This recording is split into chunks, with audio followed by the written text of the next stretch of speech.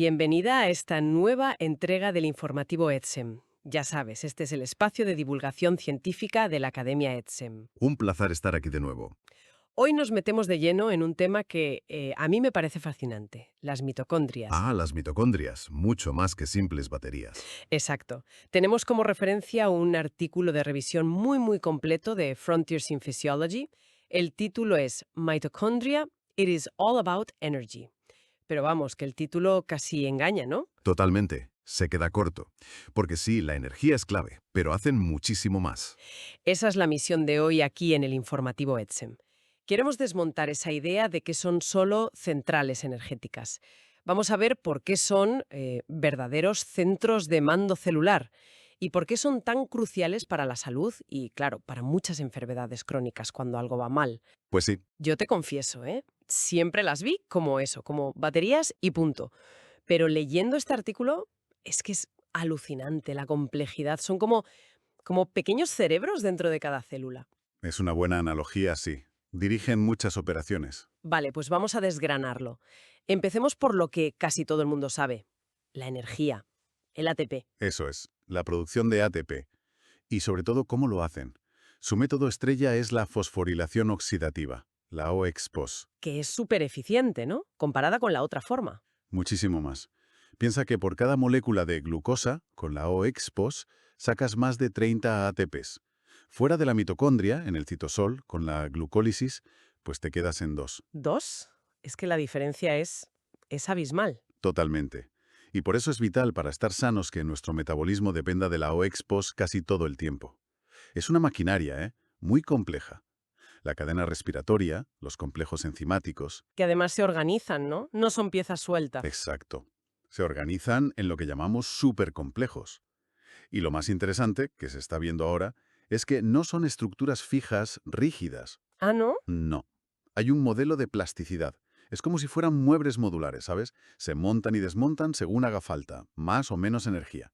Y hay lípidos, como la cardiolipina, que son súper importantes para que todo eso funcione bien, para darles estabilidad. Vale, primera cosa que me rompió los esquemas, el lactato. Siempre pensamos en él como el culpable de las agujetas, casi un producto de desecho. Pues sí, esa era la idea antigua. Pero ahora sabemos que no, que es una fuente de energía súper importante para muchos tejidos, un combustible de primera. ¿Pero cómo? ¿Dentro de la mitocondria? Justo. Dentro tienen una enzima específica, la MLDH, que lo convierte en piruvato, y el piruvato ya entra directo al ciclo de Krebs, a producir energía. Así que, de desecho, nada. Es un combustible valioso. Vaya.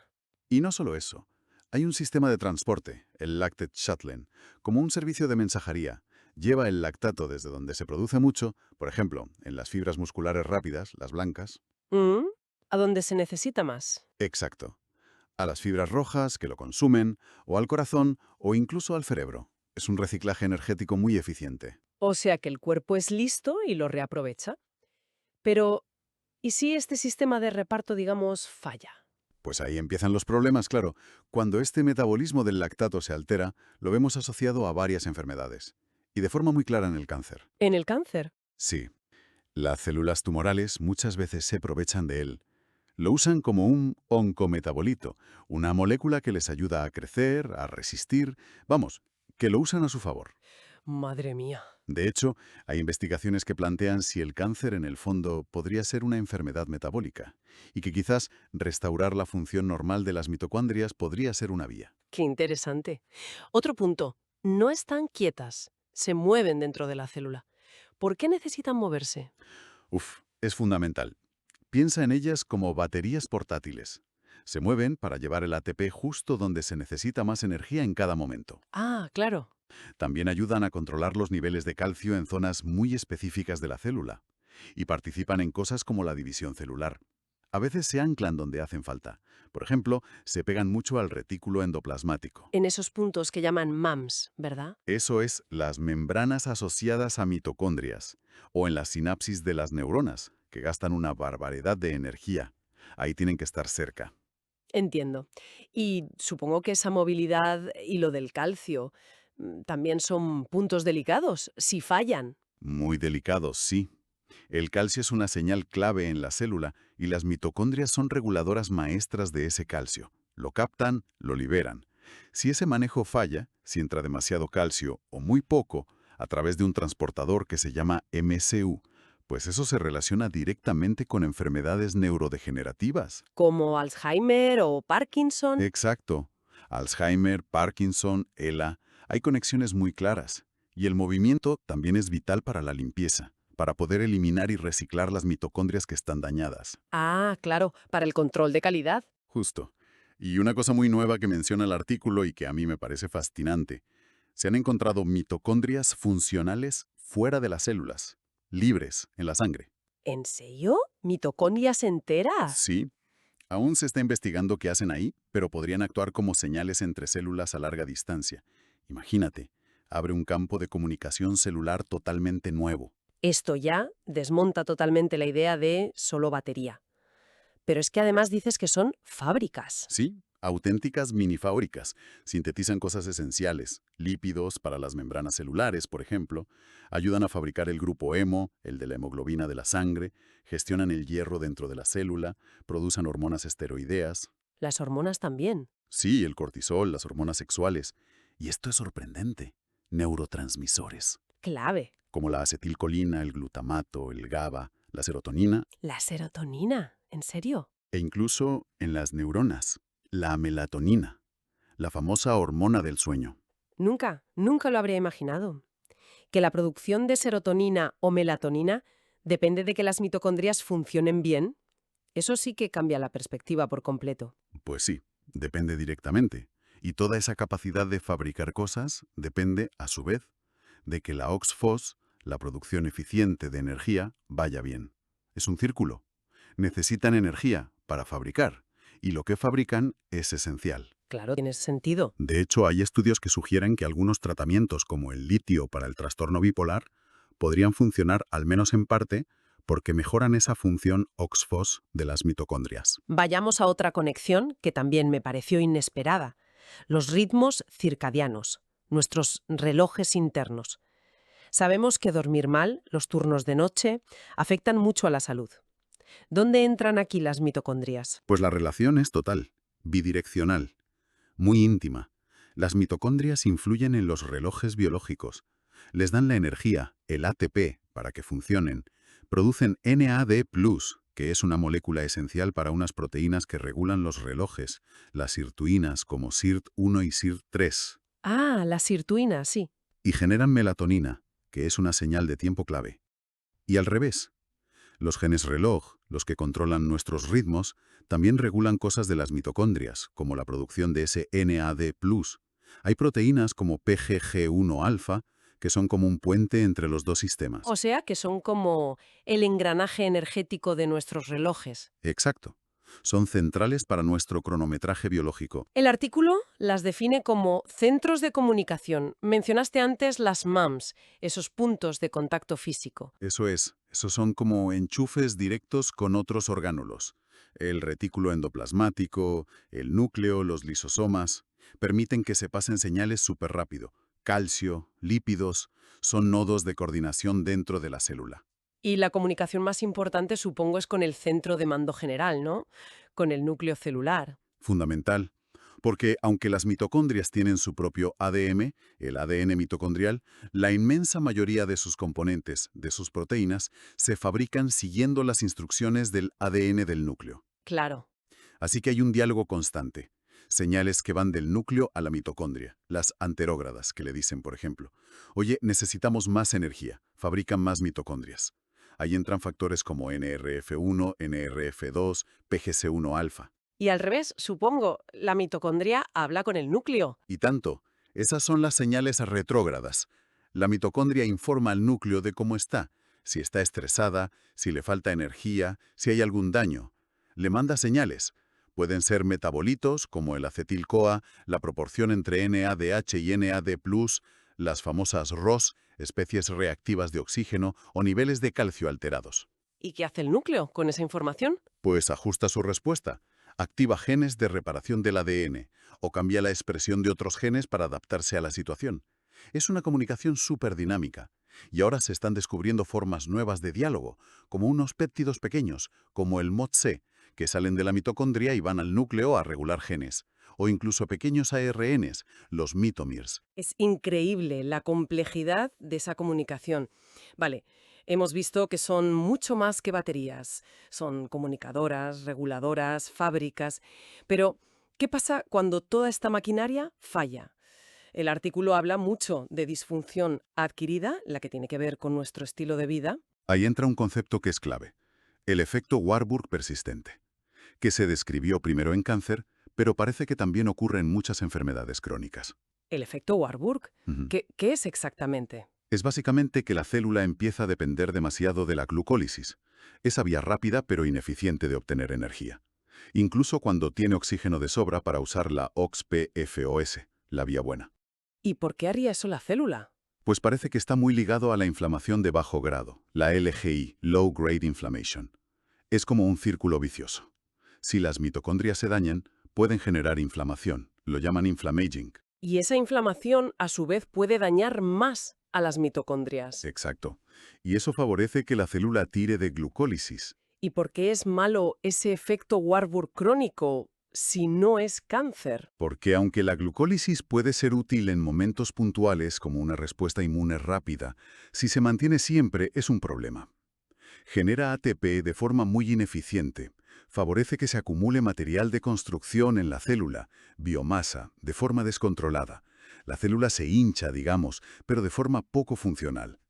Y crea un ambiente proinflamatorio que a la larga puede llevar a muerte celular, a fibrosis o, sí, también puede acabar favoreciendo el cáncer. Y el artículo es claro. Muchos hábitos modernos nos empujan hacia ahí. El sedentarismo, la dieta. Uf, sí. Dietas muy altas en calorías, en azúcares, proinflamatorias, la falta de sueño crónica, la contaminación ambiental, incluso menciona algunos medicamentos. Medicamentos. Sí, cita por ejemplo los AINES antiinflamatorios no esteroideos, algunas estatinas. Ojo, no es para alarmar, pero sí para ser conscientes de posibles efectos secundarios a nivel mitocondrial con el uso crónico. La quimio, claro, también puede dañarlas. Y algo que te chocó antes y que a mí también me llamó la atención, la soledad crónica. ¿Sí? ¿Cómo puede ser? La soledad afectando a las mitocondrias. Bueno, la conexión no es directa, claro. Parece que va por la vía del estrés crónico. La soledad puede mantener activado el eje HPA, el del cortisol, de forma constante, y eso genera cambios proinflamatorios en el cuerpo. Quizás altera señales que circulan por la sangre, como trocitos de ADN mitocondrial libre. Todo esto al final acaba afectando a vías de señalización celular muy importantes, como una que se llama mTOR. MTOR, explícanosla de forma sencilla. ¿Qué hace? Imagina que mTOR es como el jefe de obra de la célula. Es un sensor. Detecta si hay abundancia de materiales, o sea, nutrientes, y si hay permisos, factores de crecimiento. Vale. Si mTOR está súper activo todo el tiempo, por exceso de comida, por inflamación crónica, da la orden de construir, construir, construir, sin parar, proteínas, lípidos, y para eso tira de la energía rápida, de la glucólisis. Ya veo. Pero, y esto es crucial, al mismo tiempo bloquea la limpieza, impide la autofagia, que es el sistema de reciclaje y eliminación de componentes dañados de la célula, incluidas las mitocondrias viejas. O sea que es como una obra que va a toda máquina sin control de calidad y sin sacar la basura. Exactamente. Genera acumulación, desorden, un estado anabólico persistente que favorece la enfermedad a largo plazo. Entendido. Y el cáncer sería como el ejemplo más extremo de este descontrol, ¿no? Clarísimo. Para una célula tumoral, el efecto Warburg no es un fallo, es una ventaja evolutiva. Le permite conseguir rápido los ladrillos que necesita para dividirse sin parar. Además, al producir mucho lactato, acidifica el entorno, y eso frena a las células inmunes que intentarían atacarla. ¡Qué listo el cáncer! Y le permite evitar ciertas vías de muerte celular programada que dependen de que las mitocondrias funcionen bien. Usa la glucólisis a tope. Y también otra vía, la glutaminólisis, usando un aminoácido, la glutamina, como combustible y fuente de materiales. Hay factores como GIF1, genes como CEMIC, vías como PI3K actemetor, todo empujando en esa dirección. El artículo también hace una conexión importante con el intestino permeable. Sí. Es otra pieza del puzzle. Si la barrera del intestino está dañada, por la dieta, por estrés, por un desequilibrio en la microbiota, por infecciones, pues pueden pasar a la sangre cosas que no deberían, como toxinas bacterianas, el famoso LPS, lipopolisacárido. Y eso genera inflamación. Exacto. Esa inflamación de bajo grado, LGI, sistémica, de la que hablábamos. Y esa inflamación viaja por todo el cuerpo y acaba afectando negativamente a las mitocondrias en otros órganos. Es un círculo vicioso. Intestino dañado, inflamación, mitocondrias dañadas, más problemas. Y las propias mitocondrias son importantes en la respuesta inmune, ¿no? Cruciales. Participan en detectar virus, por ejemplo, a través de una vía que se llama MABS, producen ROS, las especies reactivas de oxígeno, que aunque en exceso son malas, en la dosis justa ayudan a eliminar patógenos. Activan respuestas inflamatorias controladas, como el inflamasoma NLRP3, y regulan la muerte celular programada, la apoptosis. Los patógenos, claro, han aprendido a manipular estas funciones. Es una relación compleja Muy compleja. y bidireccional. Y nos queda un grupo importante de enfermedades, las neurológicas. El cerebro es un superconsumidor de energía. ¿Qué sabemos de la conexión mitocondrial ahí? Es fundamental. Más que entrar en cada proteína específica que falla en cada enfermedad, lo importante es ver el patrón. En Parkinson, en ELA, en Alzheimer, vemos que confluyen distintos tipos de problemas mitocondriales. Por ejemplo. Pues fallos en la limpieza, en la mitofagia, problemas para gestionar el estrés oxidativo, defectos directos en la producción de energía, en los complejos de la cadena respiratoria, problemas en la comunicación con otros orgánulos, en las MAMS, o incluso fallos en cómo se mueven las mitocondrias a lo largo de las neuronas, que son larguísimas. O sea, que aunque los detalles moleculares cambien, Sí, el tema de fondo es el mismo. El cerebro depende críticamente de que sus mitocondrias estén sanas y funcionen a pleno rendimiento, y cuando fallan, surgen los problemas. Incluso en cosas como el síndrome de fatiga crónica o la fibromialgia, cada vez hay más pruebas que apuntan a una base de disfunción mitocondrial y de neuroinflamación. Vale. Hemos dibujado un panorama complejo y, la verdad, un poco preocupante por cómo nuestro estilo de vida moderno parece afectarlas tanto. Pero el artículo no se queda ahí, ¿verdad? También habla de soluciones, de cómo podemos fortalecer nuestras mitocondrias. Introduce el concepto de hormesis. efectivamente. Y es la parte más esperanzadora, creo yo. La hormesis es esa idea de que un poco de estrés, pero un estrés controlado, bueno, en lugar de dañarte, te hace más fuerte. Como el ejercicio, ¿no? Que es un estrés para el músculo, pero lo fortalece. Exacto. Pues aplicado a las mitocondrias se habla de mitohormesis. La idea no es sobre protegerlas del todo, sino entrenarlas, someterlas a pequeños desafíos controlados para que se vuelvan más resilientes, más eficientes. ¿Y cómo funciona ese entrenamiento a nivel celular que activa? Pues esos pequeños estresores lo que hacen es poner en marcha nuestros propios mecanismos de defensa y reparación celular.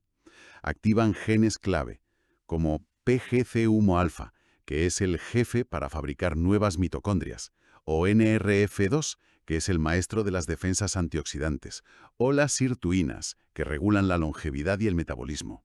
Es como si ese pequeño estrés les diera una señal de alerta, ponte las pilas. Justo. Es como llevar el coche al taller para una puesta a punto preventiva, pero inducida por nosotros mismos con esos estímulos. Mejora la comunicación entre la mitocondria y el núcleo y optimiza la función general. Suena muy bien. ¿Y qué estrategias concretas propone el artículo basadas en esta idea de mito-hormesis? ¿Qué podemos hacer? Pues se agrupan en varios frentes. Uno muy importante es la nutrición. Por ejemplo, ¿El ayuno, quizás? sí, el ayuno intermitente o la restricción calórica. Parece que inducen una especie de reseteo metabólico. Pueden hacer que las mitocondrias se fusionen, formando redes más grandes y eficientes. Activan la limpieza celular, la autofagia y la mitofagia para eliminar lo dañado y ayudan a revertir ese efecto Warburg del que hablábamos. Interesante. ¿Algo más en nutrición? Pues habla de los fitoquímicos, compuestos de las plantas que actúan como pequeñas señales de estrés para nuestras células. El sulforafano del brócoli, por ejemplo, que es un potente activador de NRF2, el resveratrol de las uvas, la curcumina de la cúrcuma. La idea no es tanto suplementar a lo loco, sino entender que una dieta rica en estos compuestos vegetales dialoga con nuestras células de forma beneficiosa. Y los fermentados también, ¿no? Por el tema intestinal. Claro, alimentos como el kimchi, el kéfir, el chucrut ayudan a mantener una microbiota sana y una barrera intestinal fuerte. Y ya vimos lo conectado que está eso con la inflamación y las mitocondrias. Vale, nutrición. ¿Y qué más allá de la dieta? El ejercicio, supongo. El ejercicio es un pilar fundamental de la mitohormesis. Activa vías clave como AMPK, que es un sensor de energía celular, y el famoso PGC1-alfa. Promueve que se creen nuevas mitocondrias, que se eliminen las viejas que no funcionan bien, mitofagia selectiva, y que las que quedan se optimicen. Incluso ese pequeño estrés oxidativo que se genera al hacer ejercicio actúa como una señal buena, una señal hormética. ¿Y qué tipo de ejercicio recomienda? Pues sugiere que lo ideal podría ser combinar diferentes tipos, intervalos de alta intensidad, el HIIT, y también entrenamiento de fuerza o resistencia. Entendido. ¿Alguna otra estrategia? Sí, menciona algunas más físicas o ambientales, la exposición controlada al frío, por ejemplo. Duchas frías y cosas así. Podría ser una forma. El frío parece estimular la creación de tejido adiposo marrón, la grasa parda, que es un tejido súper rico en mitocondrias especializadas en producir calor. Y eso se activa vía PGC1-alfa y una proteína llamada UCP1. Y el calor también, ¿no? La sauna. También, la exposición al calor como en una sauna induce unas proteínas protectoras llamadas HSPs, Heat Shock Proteins, y también activa NRF2. Además, parece tener efectos antiinflamatorios y detoxificantes. O sea, frío y calor, con moderación, pueden ser buenos estresores. Exacto. Y menciona incluso técnicas de respiración controlada, como el pranayama del yoga o la hipoxia intermitente. Estar brevemente con menos oxígeno de forma controlada. Parece que todo esto mejora la resistencia al estrés a nivel celular y mitocondrial. Vaya, son bastantes herramientas. Entonces, para ir cerrando un poco las ideas, la clave para tener unas mitocondrias sanas es mantener un equilibrio dinámico, ¿no? Totalmente. La salud mitocondrial no es un estado fijo, es un proceso constante. Depende de un baile continuo entre crear nuevas mitocondrias, biogénesis con PGC1-alfa como director, unirlas para que trabajen juntas, fusión, con proteínas como MFN1-2 y OPA1, dividirlas cuando hace falta, fisión con DRP1, y, muy importante, eliminar selectivamente las que están dañadas o viejas, mitofagia, con PINK1 y Parkin jugando un papel clave. Es como un ciclo de vida constante dentro de la célula. Exacto. Un ciclo de renovación y mantenimiento. Y los sistemas de control de calidad, como la vía NRF2 o esa respuesta a proteínas desplegadas, UPRMT, son fundamentales para que ese ciclo funcione. Fundamentales.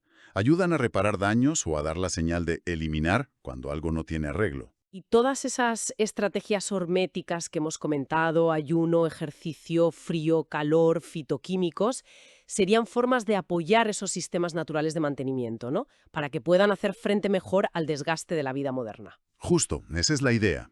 No se trata de buscar una solución mágica externa, sino de entender cómo nuestros propios hábitos y el entorno interactúan con esta biología tan fundamental, y cómo podemos usar estímulos que han estado ahí durante nuestra evolución, periodos de escasez, movimiento, cambios de temperatura, para reforzar nuestros propios sistemas de defensa y reparación. Pues la gran conclusión de este análisis del informativo EDCEM parece clara. Las mitocondrias son increíblemente centrales. Mucho, mucho más que simples baterías. Son directoras de orquesta, sí, Implicadas en casi todo: energía, comunicación, manejo del estrés, nuestros ritmos, nuestra respuesta inmune y, al final, en nuestra salud y en cómo envejecemos. Y sí, la vida moderna, con sus comodidades, pero también sus excesos y su estrés, supone un desafío constante para ellas. sin duda. Pero la parte positiva es esa, que no somos meros espectadores. Entender cómo funcionan y cómo responden a estos estímulos horméticos nos da poder, nos da herramientas. Es conocimiento para empoderarse, como decíamos al principio.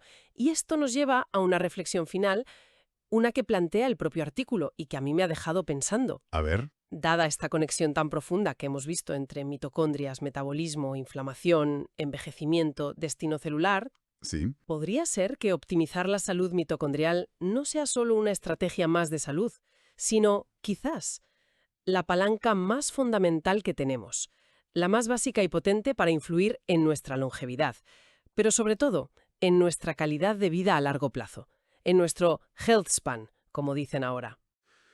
es una pregunta potente, sí.